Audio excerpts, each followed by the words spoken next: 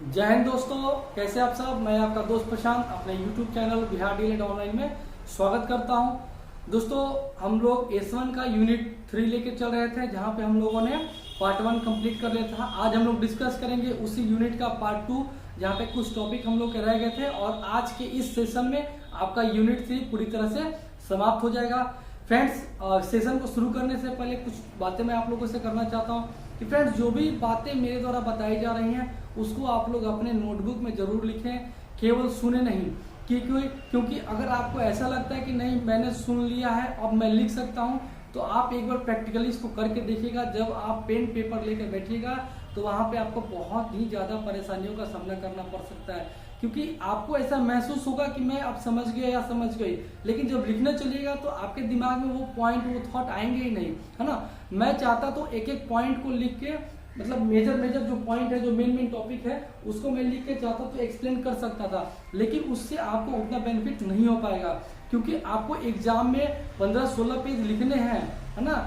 मैं पेज भरने की बात नहीं कर रहा हूँ, मैं ऐसा नहीं बोल रहा कि पेज भर देने से नंबर मिल जाएगा, लेकिन आपको वहां पे पॉइंट भी दिखाने होंगे। आपको पेपर में ऑटोबायोग्राफी नहीं लिखना है, क्योंकि जो एग्जामिनर होता है, जो कॉपी चेक करने वाला होता है, उसको आपके ऑटोबायोग्राफी में कोई इंटरेस्ट नहीं रहता है। वो कंटेंट को चेक करेगा, वो आपके द्वारा लिखे गए पॉइंट को देखता है, ठीक है।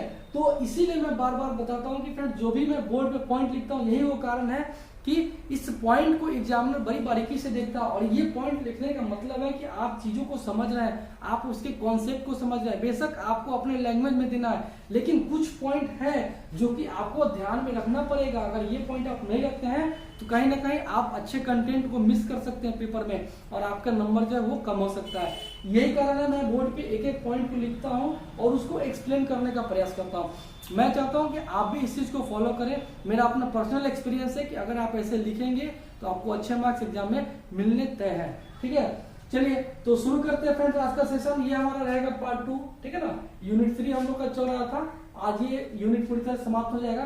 कल हम लोगों ने कुछ संवैधानिक प्रावधान देखे थे, सार्वभौमिकरण के बारे में हम लोगों ने पढ़ा था, ठीक है। उसी को आगे कंटिन्यू करेंगे और आज बात कर लेते हैं कि फ्रेंड्स, जो सार्वभौमिक शिक्षा की हम लोगों ने कल बात की थी, उसके कौन कौन से लक्ष्य है और उसकी पूर्ति कैसे होगी और उसकी पूर्ति में कौन कौन सी बाधाएं होगी। तो मैंने लक्ष्य के बारे में बता दिया था, पूर्ति के बारे में बता दिया था।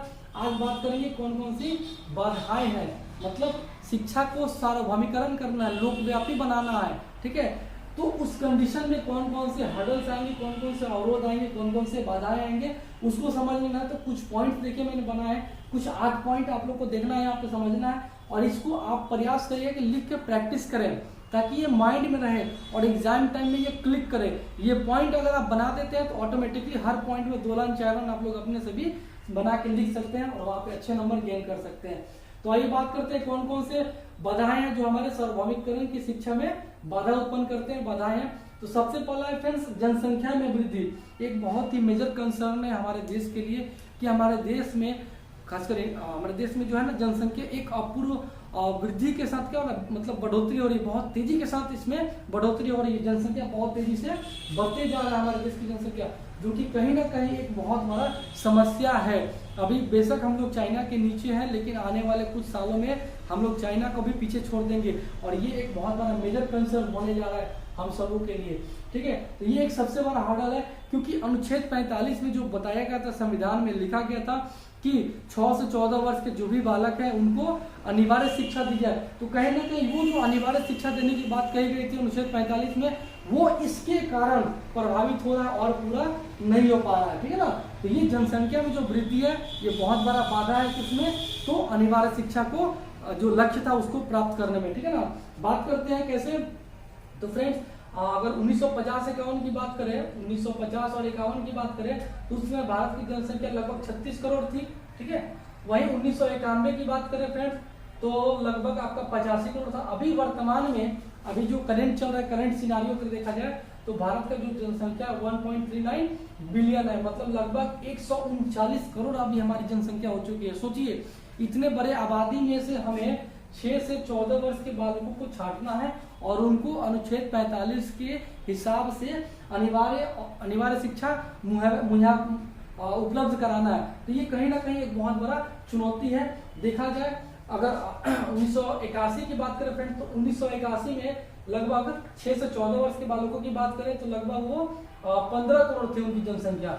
15 करोड़ में देखा जाए तो मात्र लगभग 9 करोड़ ही बच्चों को अनिवार्य शिक्षा तक पहुंचाया गया है।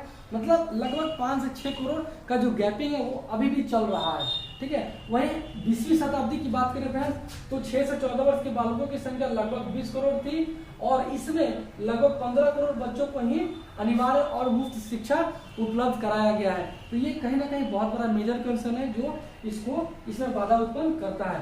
ठीक है फ्रेंड्स, एक चीज और आप लोगों से फ्रेंड्स बोलना चाहूंगा कि पिछले वीडियो में एक मिस्टेक हुआ था मेरे द्वारा, जहाँ पे मैंने जो संविधान बनने की मैंने बात की थी। तो फ्रेंड्स याद रखिएगा कि 26 जनवरी 1950 को हमारा संविधान पूरी तरह से लागू हुआ था।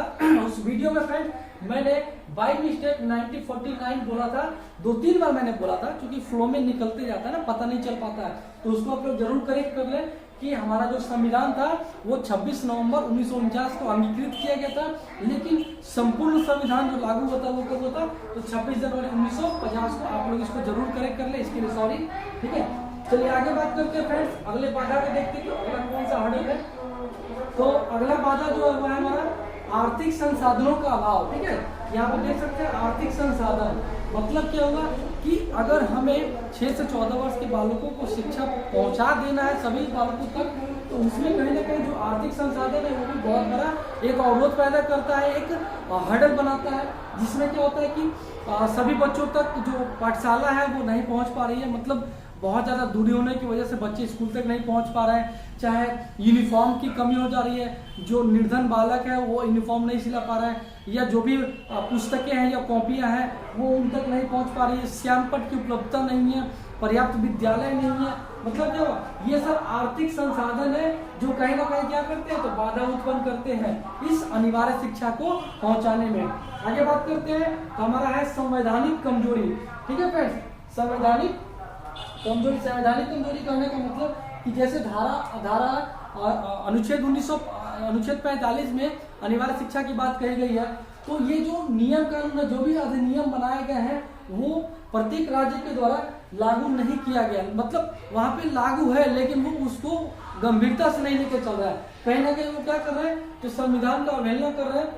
और जो संविधान में लिखा गया अनुच्छेद 45 में कि सभी बालकों को जो 6 से 14 वर्ष के हैं उनको अनिवार्य शिक्षा देना ही है, उसका कहीं ना कहीं वो लोग क्या कर रहे हैं, अवहेलना कर रहे हैं। जबकि ये नीति निर्देशक तत्व में इसको वर्णित किया भी गया है और नीति निर्देशक तत्व मैं आगे डिस्कस करूंगा फ्रेंड्स, जो कि राज्य के अधीन किया गया है। मतलब ये कहीं ना कहीं राज्य की जिम्मेदारी है कि ऐसे बालकों को चिन्हित करना है और उन तक ये शिक्षा पहुंचाना है, लेकिन कहीं ना कहीं ये एक कमजोरी बन के रह गई है और वे लोग इसकी अवहेलना कर रहे हैं। ठीक है, ये भी एक बाधा है। अगला बात करते हैं नियम कानून का लागू ना होना। फ्रेंड्स वही बात है कि संविधान में तो लिखा गया है लेकिन वहां पे नियम बना दिया गया, लेकिन वो लोग नियम को लागू नहीं कर रहे, मतलब व्यवहारिक तौर पे लागू नहीं कर रहे हैं। ऐसे पेपर पे देखा जाए तो वहां पे नियम चल रहा है, लेकिन प्रैक्टिकली जब जाके देखा जाए, मॉनिटरिंग किया जाए वहां पे, तो वो नियम वहां पे व्यवहारिक रूप से लागू नहीं है। और इसके पीछे का कारण है कि उसके लिए कोई कानून भी नहीं बनाया गया है। अगर वहां पे वो नियम नहीं लागू है तो उसके लिए गवर्नमेंट ने क्या कदम उठाया, क्या गवर्नमेंट वहां पे जाके उनके लिए कोई कार्रवाई कर रही है कि नहीं कर रही है। यही कारण है कि नियम लगने के बाद भी वो नियम वहां पे नहीं लगा हुआ है व्यवहारिक रूप से। ठीक है, तो ये भी एक बाधा उत्पन्न करता है। अगला है 5वां भौगोलिक कारण। फ्रेंड्स हम सभी जानते हैं कि जो पृथ्वी है वो समतल नहीं है, मतलब कहीं पठार है, कहीं पे मैदान है, कहीं पे नदी है, कहीं पे रेतीले रेगिस्तान है जहाँ पे रेत है।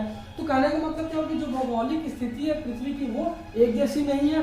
कहीं पहाड़ी इलाका है, अब पहाड़ी इलाका होने की वजह से वहाँ पे पाठशालाएं उपलब्ध नहीं है। रेगिस्तान में पाठशाला बनाना बहुत ही खर्चीला काम हो जाता है, या जो भी बच्चे हैं कहीं ना कहीं वो पाठशाला नजदीक नहीं होने के कारण वो वहां तक नहीं पहुंच पा रहे। मतलब जो भी कारण हो वहां पे जो भौगोलिक स्थिति है पृथ्वी की, उसके कारण जो मिलना चाहिए बच्चों को पाठशाला या जो सुविधा वो नहीं मिल पा रहा है, उसका कारण भौगोलिक हो सकता है। तो ये भी एक हर्डल आ सकता है। ठीक है ना, चलिए आगे बात करते हैं। अगला है सामाजिक पिछड़ापन। फ्रेंड्स हम सभी जानते हैं शुरू से ही हमारे देश में सामाजिक पिछड़ापन को लेके काफी ज्यादा लोग अग्रसरित रहे हैं। बहुत सारे मैंने पिछले वीडियो में बताया था कि जो उच्च जाति के लोग थे, ब्राह्मण जाति के लोग थे, उन लोगों का मानना था कि नहीं शिक्षा हम ही लोग के लिए बना हुआ है, लेकिन जो पिछड़े वर्ग के लोग थे उन तक वो शिक्षा पहुंचने ही नहीं दिया गया।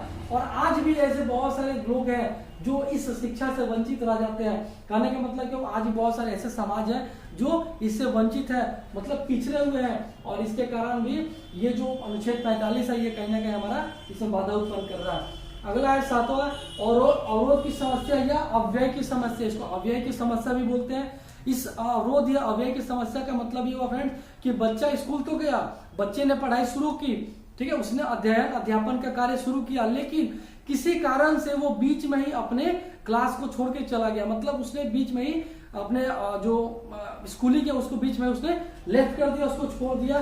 तो उसके वजह से भी क्या होता है कि समस्या उत्पन्न होती है। अब मान के चलिए कोई बच्चा 4 में एडमिशन लिया, 5 पढ़ा, 6 पढ़ा और वहां से वो निकल गया, तो कहीं ना कहीं उसका जो 2 क्लास है 6, 7 और 8 वो उसका बाधित हो गया। अब इसमें उसको फिर से एडमिशन लेना पड़ेगा, मतलब फिर तामझाम बन गया एक तरीके से। तो वो भी क्या करता है, एक अवरोध उत्पन्न करता है। अगला है प्रौढ़ निरक्षरता। प्रौढ़ निरक्षरता का मतलब फ्रेंड्स, प्रौढ़ का मतलब होता है कि वैसे व्यक्ति जो बचपन में किसी कारण से शिक्षा से वंचित रह गया, शिक्षा नहीं ले पाए, वो बड़े हो गए, लेकिन अब उन्हें आवश्यकता है एजुकेशन लेने की, शिक्षित होने की। मतलब जो बड़े लोग हैं ना, जो वयस्क हो गए हैं, 40 साल, 45 साल, 50 साल, 35 साल के जो लोग होते हैं, उनकी निरक्षरता भी कहीं ना कहीं क्या है, इसमें अवरोध पैदा करती है, क्योंकि वो जो लोग नहीं पढ़े लिखे हैं वो पढ़ाई के महत्व को नहीं समझते हैं और वो अपने बच्चों को भी इससे दूर रखने का प्रयास करते हैं। तो ये भी एक हर्डल है, एक बाधा है, ठीक है फ्रेंड। तो ये हो गए आपके कि जो भी हमारे लक्ष्य है शिक्षा के सार्वभौमिकरण में, उसमें बाधा उत्पन्न करने वाले तत्व, ठीक है ना। चलिए इसको आप लोग जरूर नोट डाउन करिए, कम से कम ये पॉइंट आप जरूर लिखिएगा, क्योंकि ये पॉइंट अगर रहेंगे तो आप अच्छे से लिख सकते हैं। अगला टॉपिक बात करते हैं फ्रेंड्स, तो शिक्षा सार्वभौमिकरण के लक्ष्य का प्रयास और सुझाव। 2 पॉइंट है कि हमने शिक्षा के सार्वभौमिकरण के लिए मैंने जन जन तक, सभी लोगों तक, है ना, एक निश्चित स्तर तक के सभी लोगों तक शिक्षा को पहुंचाना है, उस लक्ष्य को हासिल करना है, ठीक है ना। लेकिन उसके लिए क्या प्रयास किए गए हैं और क्या क्या सुझाव दिए गए हैं। तो सबसे पहले बात कर लेते हैं प्रयास के लिए कि भाई कौन सा हमने प्रयास किया है। तो देखिए प्रयास की बात करें तो सबसे पहला होगा उचित दूरी पर पाठशालाएं। मतलब गवर्नमेंट शुरू से ही इस चीज के लिए लगी है कि भाई हमारे जो देश की जनसंख्या बहुत ही ज्यादा है, बहुत तरीके के लोग रहते हैं, अलग अलग जाति जनजाति के लोग रहते हैं, भौगोलिक स्थिति अलग अलग है, तो सब जगह इस शिक्षा को पहुंचाना है। उसके लिए सबसे इम्पोर्टेंट क्या होता है, तो पाठशाला। इसके लिए गवर्नमेंट ने एक नियम बनाया कि हर 1 किलोमीटर की दूरी पे एक प्राथमिक विद्यालय खोला जाए, ताकि उस एरिया में रहने वाले, उस रेडियस में रहने वाले जो भी बच्चे आएंगे वो आसानी से उस पाठशाला तक पहुंच के अपने शिक्षा को प्राप्त कर पाएंगे, ठीक है ना। तो 1 किलोमीटर की दूरी को बनाया गया नियम कानून में, जो भी प्रावधान थे, और उचित दूरी पर पाठशालाएं खोलने की बात की गई, ये प्रयास चला। अगला है अनौपचारिक शिक्षा की व्यवस्था।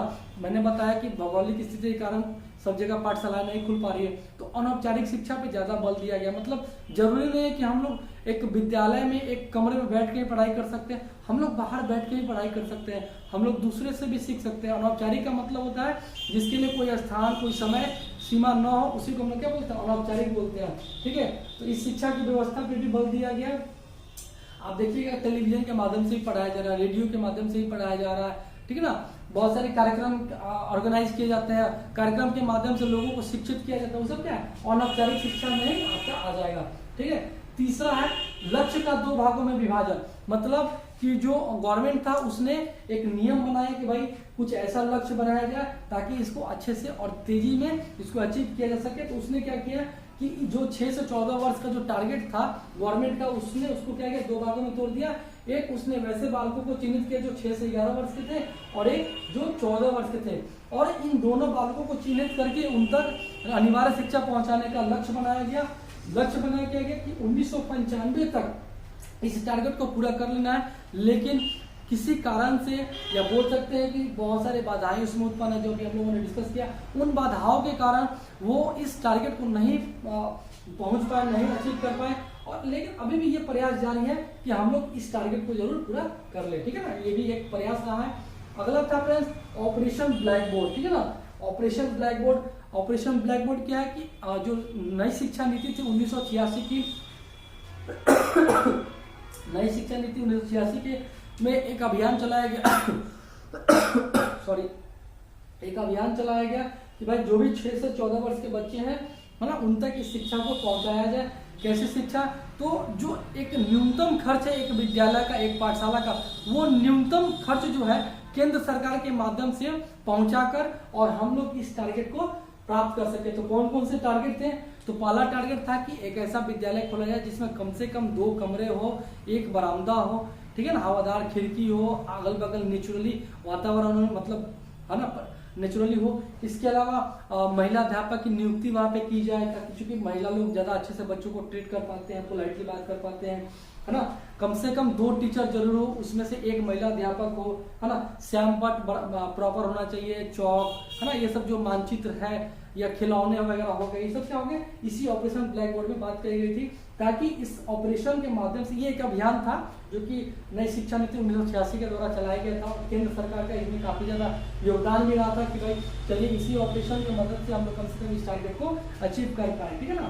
तो ये था हमारे कुछ 4 प्रयास। अगर सुझाव की बात करें फ्रेंड्स तो बहुत सारे सुझाव भी आए थे, जैसे सुविधा बढ़ाई जाए, जो पिछड़े प्रदेश है ना, जो यहाँ बस्तियां हैं वहाँ पे प्रचार प्रसार किया जाए, कन्या शिक्षण पे ज्यादा बल दिया जाए, स्त्री शिक्षा पे ज्यादा बल दिया जाए, क्योंकि आज भी रूढ़िवादिता चलती आ रही है कि भाई महिलाओं को शिक्षा क्या दिया जाए, उनकी तो शादी कर देनी है, उनको गृहस्थी चलाना है। इस तरीके के बहुत सारे सुझाव भी आए थे। निर्धन बालकों को छात्रवृत्ति दिया जाता कि वो बढ़ चढ़ के शिक्षा में अपना भागीदारी दिखा सके और राष्ट्र निर्माण में अपना योगदान दे सके, ठीक है ना। और भी कुछ बात की गई थी, निःशुल्क भोजन उनको दिया जाए, पौष्टिक आहार दिया जाए ताकि उनका स्वास्थ्य अच्छा रहे, टेक्नोलॉजी का यूज किया जाए।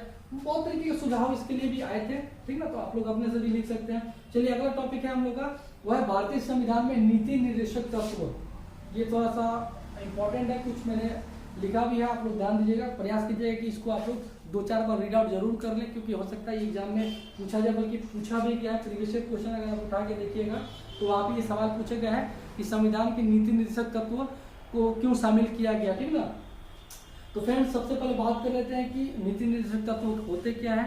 तो फ्रेंड्स जो संविधान बनाने वाले थे उसमें हमारे एक सलाहकार थे BN राव, ठीक है। BN राव जो थे वो हमारे भारतीय संविधान के कहते सलाहकार थे, W होगा, देख लीजिएगा। इन्होंने 2 चीजों के बारे में सलाह दिया था, एक भाग 3 और एक भाग 4, ठीक है ना। भाग 3 में BN राव साहब ने कहा था कि जो मूल अधिकार है वो सबके लिए कंपलसरी है, अनिवार्य है। साथ ही साथ इन्होंने एक और अधिकार के बारे में बात किया था, जो कि था हमारा कौन सा, तो नीति निर्देशक तत्व, जिसको भाग 4 में रखा गया था। याद रखिएगा कि नीति निर्देशक तत्व को किसमें, तो भाग 4 में रखा गया था और मूल अधिकार को भाग 3 में रखा गया था। इन्होंने 2 अधिकार की बात की थी इन्होंने, भाग 3 में मूल अधिकार की जो कंपलसरी था और भाग 4 में नीति निर्देशक तत्व का जिसमें कोई कंपलसरी नहीं था। मतलब ये राज्य की बात हो गई, राज्य चाहे तो कर सकता है, राज्य चाहे तो नहीं कर सकता था, ठीक है। इस नीति निर्देशक तत्व में अनुच्छेद 36 से 51 में बात की गई थी। याद रखिएगा अनुच्छेद 36 से 51 जो भी अनुच्छेद है वो किसके अंतर्गत आते हैं, तो नीति निर्देशक तत्व के अंतर्गत आते हैं, ठीक ना। इसको आप लोग ध्यान रखिएगा। इसमें इन्होंने कहा था फ्रेंड्स कि जो भारतीय संविधान में जो नीति निर्देशक तत्व जो है वो राज्य को निर्देश देता है कि भाई आपके राज्य के जो भी नागरिक है उनका चाहे आर्थिक न्याय हो, चाहे सामाजिक न्याय हो, चाहे राजनीतिक न्याय हो, उसकी सुविधा वो उपलब्ध कराए। एक ऐसे लोक कल्याण का स्थापना करे जिसमें सभी नागरिकों को ये आर्थिक न्याय, सामाजिक न्याय, राजनीतिक न्याय सुनिश्चित हो सके, उनको प्राप्त हो सके। मतलब लोक कल्याण के बारे में बात की गई थी, लेकिन कहीं से ये कंपलसरी नहीं था कि आपको करना ही है, ये राज्य के लिए दिया गया था। देखा जाए तो ये राज्य के लिए एक मोरल रिस्पॉन्सिबिलिटी है।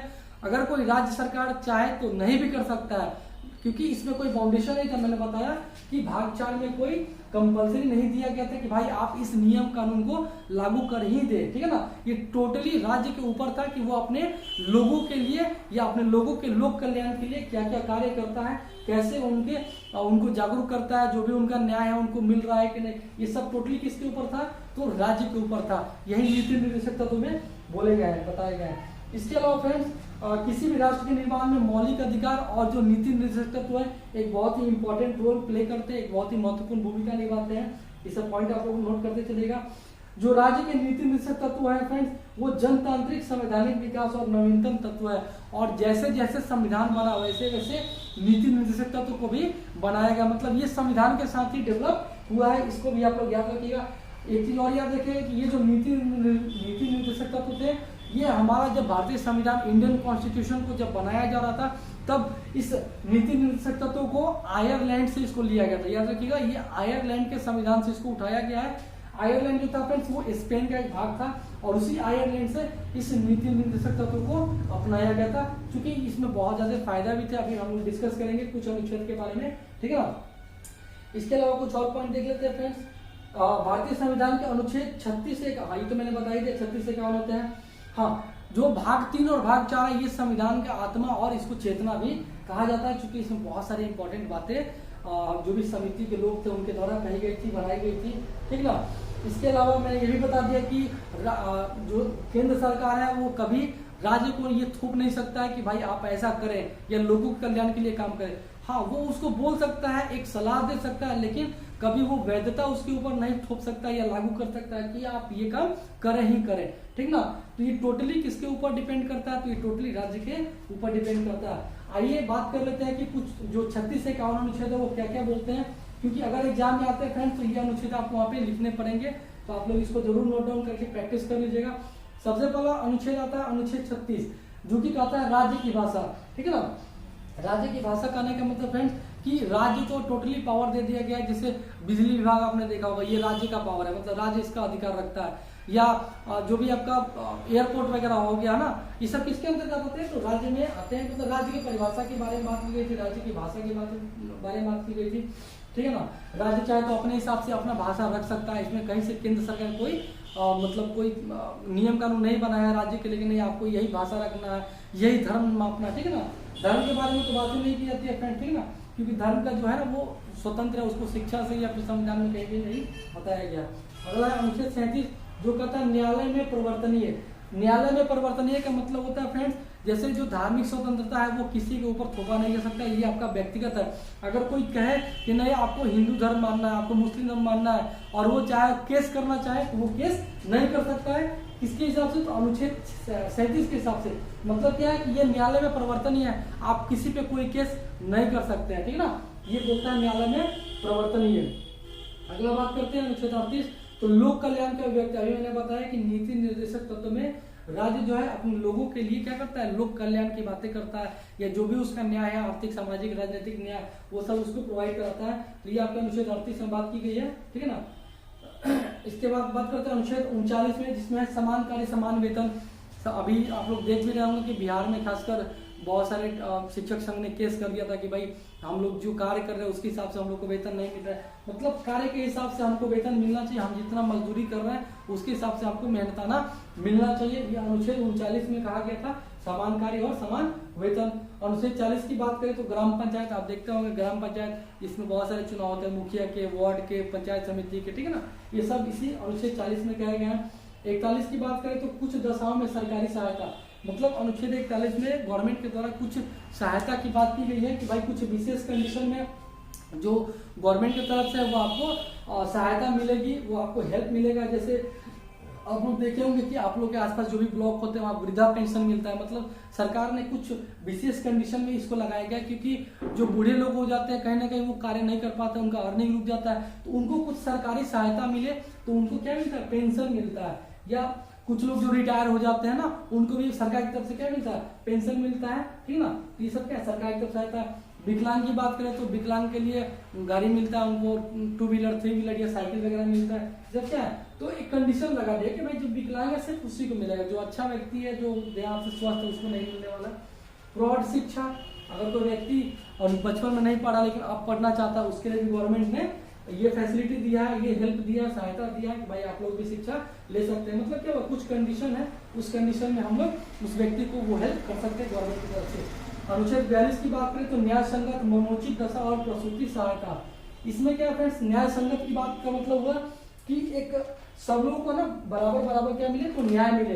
न्याय संगत का मतलब हुआ कि जो जैसा कर रहा है उसके हिसाब से उसको मिलना चाहिए, ठीक है ना। मतलब जो जैसा है उसके हिसाब से काम करना चाहिए। मान के लिए आप किसी कंपनी में काम कर रहे हैं, सरकारी एम्प्लॉय है, आपकी तबीयत खराब हो जाती है, ठीक है ना, तो ऐसा नहीं है कि आपको वहां पे सरकार आपका सैलरी नहीं देगा। हाँ, आपके स्वास्थ्य को ध्यान में रखते हो सकता है कि आपको उससे वो आसान कोई कार्य दे दे और बोले कि भाई तब तक आप ये कार्य कर लो घर पे बैठ के, लेकिन आपको करना है, ठीक है ना, काम आसान कर देगा ताकि आपको सैलरी भी मिलती रहे, मतलब एक विशेष स्थिति में उसको मिलता है सैलरी, मतलब न्याय की बात की गई है। मनोचित दशा भी वही हो गया। प्रसूति सहायता का मतलब होता है फ्रेंड्स मैटरनिटी हेल्प, मतलब अगर कोई महिला जो सरकारी एम्प्लॉय है, काम कर रही है, अगर वो प्रेग्नेंट है तो उसमें गवर्नमेंट ने उसको कुछ लीव दिया है जिसको मैटरनिटी लीव बोलते हैं, मतलब कि डिलीवरी से 3 महीना पहले और डिलीवरी के 3 महीने के बाद, मतलब टोटल 6 मंथ के लिए मैटरनिटी लीव दिया जाता है गवर्नमेंट की तरफ से। ये पूरे 28 राज्य में लागू है, ठीक ना। तो ये क्या करता है, सरकार इसको उपलब्ध कराती है, इसी को बोलते हैं प्रसूति सहायता, क्योंकि डिलीवरी के समय में महिला को काफी ज्यादा पेन होता है, काफी ज्यादा समस्या होती है, इसलिए 3 महीना पहले और 3 महीना बाद की सुविधा दी जाती है। इसी में मनोचित दशा में भी फ्रेंड्स, अब जो महिला का पति है अगर वो सरकारी एम्प्लॉय है तो उसको भी गवर्नमेंट की तरफ से 15 दिन डिलीवरी के पहले और 15 दिन डिलीवरी के बाद, मतलब 1 महीने का उसको भी लीव प्रोवाइड कराया जाता है ताकि वो अपने पत्नी का देखभाल कर सके, ठीक है ना। तो ये हो गया न्याय संगत, मतलब सबको बराबर बराबर न्याय दिया जाए, ठीक ना, ये भी है। चलिए आगे बात कर लेते हैं। अनुच्छेद 43 की बात करें फ्रेंड्स, तो निर्वाह मजदूरी, लिविंग वेज, मतलब कि अगर कोई व्यक्ति मजदूरी करता है, ठीक है ना, तो कम से कम उसको वो न्यूनतम वेजेस दिया जाए, न्यूनतम मजदूरी दिया जाए, जिससे वो अपने जीवन यापन को अच्छे तरीके से कर पाए, उसी को बोलते हैं निर्वाह मजदूरी, मतलब अपने जीवन का निर्वाह कर सके। ऐसा नहीं है कि कोई दिन भर काम किया उसको आपने 50 रुपए दे के निकाल दिया, ऐसा नहीं है, कम से कम उसको आप न्यूनतम मजदूरी जरूर दे ताकि वो अपने जीवन यापन अच्छे से कर सके। ये अनुच्छेद 43 में बात की गई है। 44 की बात करें तो समान सिविल सहायता, समान सिविल सहायता का मतलब कि जो सिविल कोर्ट है उसमें विवाह या तलाक के लिए जो भी नियम कानून बनाया गया वो क्या है, एक जैसा है, समान है, ये बात इसमें कही गई। तो फ्रेंड्स अगला हम लोग का जो अनुच्छेद है वह अनुच्छेद 45, जहाँ पे निःशुल्क और अनिवार्य शिक्षा की बात कही गई है। पूरे यूनिट में हम लोगों ने इस चीज के बारे में डिस्कस किया है कि जो शिक्षा नीति है, नई शिक्षा नीति, वो हमेशा से इस चीज को फॉलो किया। या भारतीय संविधान में अनुच्छेद 45 में बताया गया था कि जो भी 6 से 14 वर्ष के बच्चे हैं उनको मुफ्त और अनिवार्य शिक्षा प्रोवाइड कराया जाए, ये आपसे अनुच्छेद 45 में कहा गया। अनुच्छेद 46 की बात करें तो SC/ST विशेष प्रावधान, मतलब जो भी अनुसूचित जाति है, अनुसूचित जनजाति है, उनको विशेष प्रावधान, उनको विशेष सुविधा दी जाए। जैसे बहुत सारे एग्जाम में आपने देखा भी होगा कि जो SC/ST के लोग होते हैं उनके कम मार्क्स पे उनका रिजल्ट बन जाता है, मतलब जब उनको हर तरह की सुविधा मिल रही है ना, उनके लिए अलग से सीट रिजर्व रहता है बहुत सारे जगहों पे, मतलब ये 46 में बात कही गई।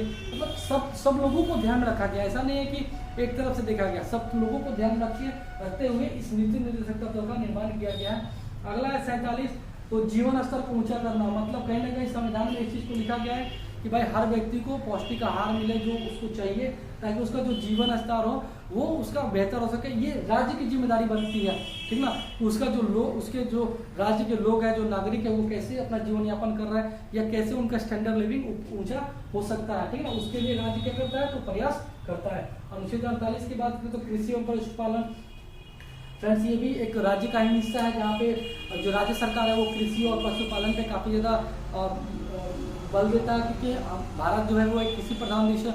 आज भी भारत में 60 से 65-70% जो लोग हैं वो आज भी कृषि करते हैं या पशुपालन करते हैं। तो उसको देखते हुए संविधान में इसके लिए भी व्यवस्था की गई है कि भाई जो किसान है उनको सस्ते में अनाज दिया जाए, उनको जो खाद है, जो उर्वरक है वो प्रोवाइड कराया जाए, अच्छे अच्छे मशीनरीज उनको दिया जाए, है ना। आप देखोगे ट्रैक्टर बहुत सस्ता मिलता है ना, ट्रैक्टर सस्ता मिलता है, क्यों? अगर उस इंजन को कार में लगा दिया जाए तो वो आपका महंगा हो जाएगा, कारण क्या है कि उस पर टैक्स लगता है, जबकि इस पर आपका टैक्स नहीं लगता है। तो बड़े बड़े कॉस्टली मशीनरीज होते हैं जो बहुत ही चीप कॉस्ट में किसान लोगों को प्रोवाइड कराया जाता है। पशुपालन की बात की जाए तो बिया वगैरह या जो भी पशु खाने के लिए चारा होता है वो सब सस्ते में उनको मिल जाता है। ये सब 48 में बात की गई, अनुच्छेद 48 में।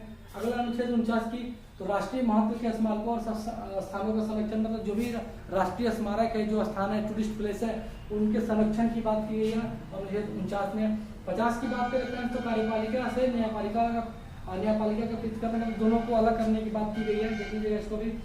51 की बात करें तो अंतर्राष्ट्रीय शांति और सुरक्षा, मतलब कि इंटरनेशनली जो है ना भारत को क्या हो, वो शांति मिले या सुरक्षा, मतलब कहीं से कोई दंगा फसाद मारपीट या युद्ध जैसा कोई कार्यक्रम ना हो, ये सब बातें की गई कि भाई सब लोग शांति से रहे और शांति से रहने दें, ठीक है ना। तो ये आपके हो गए 36 से 51 अनुच्छेद, ठीक है फ्रेंड। इसमें एक टॉपिक आपका और छूट रहा था, हाँ, निःशुल्क एवं अनिवार्य शिक्षा का अधिकार अधिनियम 2009 में एक शिक्षक का क्या दायित्व है, ठीक है ना। जो RTE 2009 था उसके हिसाब से एक शिक्षक का क्या दायित्व है इसमें। तो अनुच्छेद 45 में कि जो निःशुल्क और अनिवार्य शिक्षा का जो अधिकार, जो अधिनियम बनाया गया है, उसमें एक शिक्षक का क्या क्या दायित्व है, क्या क्या रिस्पॉन्सिबिलिटी है। मतलब कि इस अनुच्छेद 45 को अचीव करने के लिए जो मुफ्त और अनिवार्य शिक्षा देना है 6 से 14 वर्ष के बालकों के लिए, तो उसके लिए कौन कौन से उसकी रिस्पॉन्सिबिलिटी है, जिसको वो कंप्लीट करके चाहे तो इसको पूरा कर सकता है। तो सबसे पहला फ्रेंड्स कि विद्यालय में नियमितता, मतलब शिक्षक स्वयं समय पर आए, कक्षा को खोले, विद्यालय को खोले और स्टूडेंट को भी समय पे आने के लिए उसको मोटिवेट करे, ये पहला हो जाएगा। दूसरा है निश्चित समय अवधि में पाठ्यक्रम का पूरा करना। जो भी सिलेबस जो भी करिकुलम बनाए गए हैं शिक्षा नीतियों के द्वारा, उस सिलेबस को ऑन टाइम पूरा कर देना, ठीक है ना। ये भी एक टीचर की रिस्पॉन्सिबिलिटी होती है। प्रत्येक बच्चे का अधिगम का मूल्यांकन, मतलब बच्चा क्या पढ़ रहा है, क्या सीख रहा है, उसका भाई मूल्यांकन, इवोल्यूशन होना बहुत जरूरी है, आकलन होना बहुत जरूरी है, ये भी टीचर की रिस्पॉन्सिबिलिटी है। समय समय पे गार्जियनों का मीटिंग होना जरूरी है कि बच्चों के साथ गार्जियन को बैठाया जाए, उसके अभिभावक को बैठाया जाए और बैठा के बच्चा क्या सीख रहा है, क्या उसका प्रोग्रेसिव रिपोर्ट रहा है, उस पर डिस्कशन किया जाए, या क्या कमियां रह गई है, क्या अच्छाइयां है, क्या बुराइयां, उस पर चर्चा की जाए। ये भी एक शिक्षक की दायित्व है। सभी संसाधन उपलब्ध कराना, इसके अलावा जो भी संसाधन है जो गवर्नमेंट की तरफ से बच्चों के लिए आते हैं, जैसे कॉपी किताब, यूनिफॉर्म, छात्रवृत्ति या भोजन की बात कर रहे हैं, मध्याह्न भोजन, वो सारा का सारा वो पहुंचाने का जो रिस्पॉन्सिबिलिटी होता है वो एक शिक्षा का ही होता है। और हर बच्चे को बराबर नजर से देखना, मतलब ऊंच नीच, जाति, धर्म, लिंग भेद ये सब नहीं करना है। और इस सबसे परे हट के हमको सभी बच्चों को एक साथ पढ़ाना है, एक साथ उन लोगों का अधिगम करना है, शिक्षण देना है, यही शिक्षक का रिस्पॉन्सिबिलिटी है। यही RT 2009 में एक टीचर के रिस्पॉन्सिबिलिटी के बारे में बात कही गई। एक टॉपिक था, छूट रहा था, इसको भी आप लोग नोट डाउन कर लीजिएगा। चुनौती की बात करें फ्रेंड्स, तो जो भी अभी मैंने बात कही है, जो दायित्व है अगर वो पूरा नहीं हो पा रहा है या उसको पूरा होने में जो प्रॉब्लम आ रहा है वही हमारा चुनौती कहलाएगा। जैसे जो NCF करता है फ्रेंड्स, वो 1:30 की बात करता है, मतलब कि एक क्लास में कम से कम 30 बच्चे हो और उस 30 बच्चे पे एक शिक्षक हो, तब जाके एक अच्छा शिक्षण हो सकता है। वहाँ पे उन बच्चों का सबका मूल्यांकन हो सकता है, सब पे मॉनिटरिंग हो सकता है।